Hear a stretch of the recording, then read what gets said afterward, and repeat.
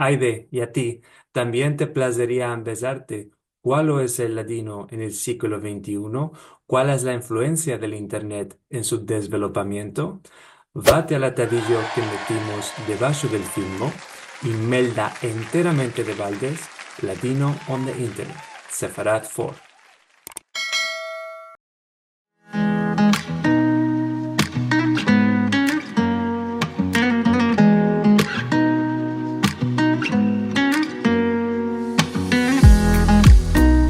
¿Cómo estás?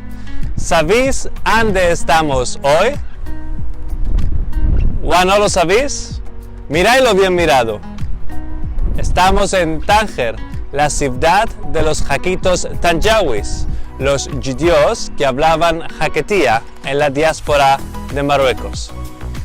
¿Y qué vos contaré y qué vos diré de un paisaje tan endiamantado y lucido?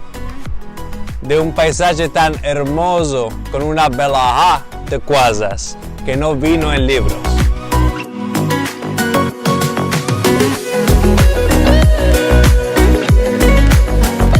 Aquí el famoso café Jaffa, con pillamientos a la mar Mediterránea y el océano Atlántico. Afincando la mirada en la mar, jame hoy que la jaquetía todavía se hablará muchos años, muy bueno.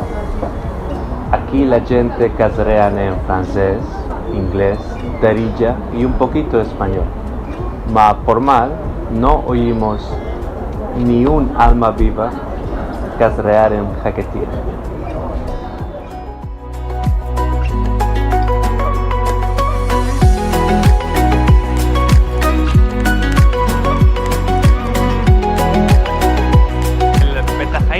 Que es el cementerio judío de Tánger.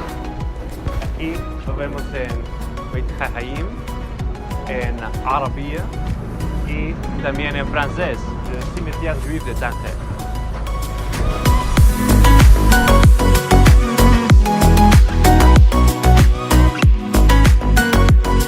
Después de escribir, es el momento de beber un poquito de café. ¡Qué shock, mi bueno!